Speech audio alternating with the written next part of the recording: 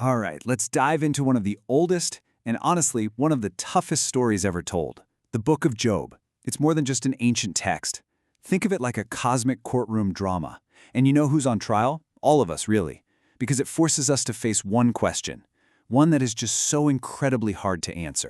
And there it is. That's the question, isn't it? The one that can keep us up at night.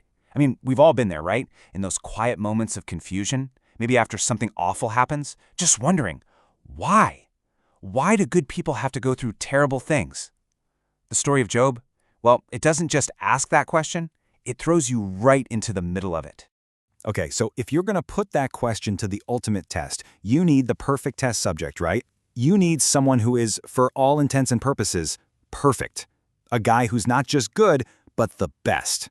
A man who has absolutely everything, and therefore everything to lose. So where does this all go down? We start in a real place, the ancient land of Uz. But don't let the dusty map fool you. What starts here on Earth is about to become a drama that stretches all the way up into the heavens. So who is this guy, Job? I mean, the way he's described, it's almost hard to believe. The text calls him blameless and upright. He's a good man, a family man, 7 sons, 3 daughters, and he wasn't just doing okay for himself, he was insanely wealthy. We're talking thousands of sheep, thousands of camels. The point they're trying to make is crystal clear. This guy's life was perfect. Absolutely, undeniably perfect. But here's the twist. The trouble doesn't start down on earth with Job. Nope, it starts up in the heavens. A character shows up called the adversary. Yep, basically Satan. And he throws down a challenge. He looks at Job's perfect life and says to God, "Come on, is it for nothing that Job fears you? He's only good because you've given him everything. Take it all away and he'll curse you to your face." And you'd think God would just shut that down, right? But he doesn't. In a pretty shocking move, God says, all right then, everything he has is in your power. He agrees to the test. There's just one rule. You can't touch Job himself. And just like that, a cosmic bet is made and Job's life becomes the game board. And the fallout, it's brutal. And it is fast. We're talking about one single day, one after another, messengers run up to Job with terrible news. First, his oxen are gone, then his sheep are burned up, then his camels are stolen. It's one gut punch after another. And then, the final blow, the one that's just unimaginable. A freak windstorm hits the house where his kids are, and all 10 of them are gone. Just gone. So what does Job do? I mean, how could anyone possibly react to that? Well, his response is just stunning. He grieves, of course. He tears his robe, but then he falls to the ground and he worships. He doesn't curse God, he blesses him. So round 1 of this cosmic trial, Job passes with flying colors. It looks like the adversary was dead wrong.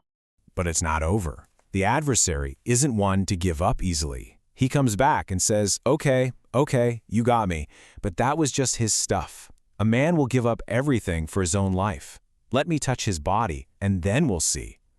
And so the test escalates. God allows it, and this time it's personal. The suffering becomes physical. Job is covered head to toe in painful, agonizing sores. All right, so now we find Job literally sitting in a pile of ashes, scraping his sores. And his 3 best friends show up, and to their credit, at first, they get it right. They just sit with him, in silence, for 7 whole days. But then they start talking, and what comes out isn't comfort, it's an accusation. Because you see, they think they know exactly why this is happening. Their whole argument boils down to this one simple idea. It's called retribution dogma. Basically, it's the belief that the universe is fair. You do good things happen to you. You do bad things, you get punished. Simple, right? It's a really neat and tidy way to look at the world. Everything makes sense, but there's a dark side to that logic. It means that if you're suffering, well, you must have done something to deserve it. Eliphaz is the first one to speak up, and he lays their case out perfectly. He asks Job, "Call to mind now, who, being innocent, ever perished?" Now you have to understand, that's not a real question. It's a trap. It's an accusation wrapped in a question. Their logic is like a math problem. Innocent people don't suffer. Job is suffering, therefore, Job isn't innocent. Case closed. So they basically hand him this neat little 3-step program for getting his life back. Step 1, you're suffering because you sinned. Step 2, you need to confess whatever secret thing you did. Step 3, once you repent, God will make everything great again. It's a perfect little formula, right? The only problem is it's designed to make them feel better about the world, and Job knows in his heart that it's just not true. And this is where the book just explodes into this incredible debate. Job flat out refuses. He's not going to confess to something he didn't do. But think about what that means. If he's innocent, if he didn't cause this, then who's left to blame? Only God. And that's exactly where Job goes. He decides to turn the tables and put God himself on trial. Job comes to this conclusion that is just radical. It's terrifying, really. He looks at his life and he says, you know what? It is all one. He destroys the blameless and the guilty. He's basically saying that the universe isn't fair. It's not this clean, moral system his friends are so sure about. I mean, for his time, this is a bombshell.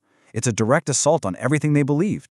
You can just feel his frustration boiling over at this point.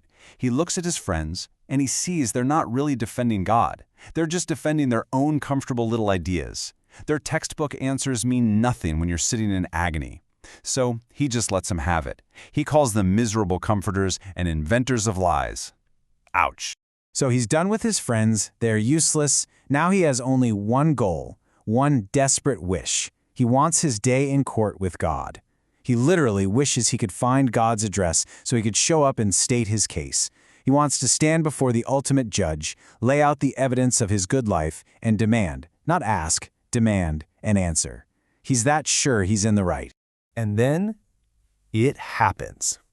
Right at the peak of this whole debate, Job gets exactly what he asked for. God answers. But he doesn't show up like a defendant in a courtroom ready to be questioned. Oh no.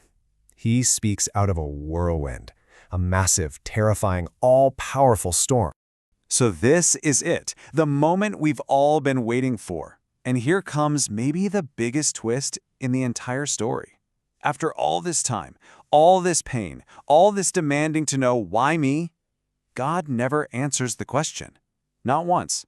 He doesn't mention the wager with the adversary. He doesn't reveal some secret sin. He just completely ignores the very question that the whole book is about. So instead of giving Job the small answer he wants, God gives him a massive dose of perspective. He basically takes Job on a virtual tour of the cosmos, asking him one unanswerable question after another. Hey Job, where were you when I laid the earth's foundation? Can you command the dawn? And the point isn't to put Job in his place. It's to show him that his idea of fair is just way, way too small for a universe this complex and wild and mysterious. So after all of that, where do we end up? God didn't give anyone a neat little answer to tie things up. But just having that encounter, well, that changes everything. It completely reframes the entire argument. And more importantly, it changes Job. And this really gets to the heart of it. You have two totally different ways of looking at suffering. The friends see it as a punishment. It's all about what you did wrong and how you need to repent. But what God shows Job is a totally different perspective, that maybe, just maybe, suffering isn't always about punishment. Maybe sometimes it's about learning. It's not about fixing what you broke, but about building a deeper relationship through the hardship. So in the end, Job never gets the why. He wanted a spreadsheet, a logical reason for his pain. What he got instead was an experience, a direct encounter with the divine.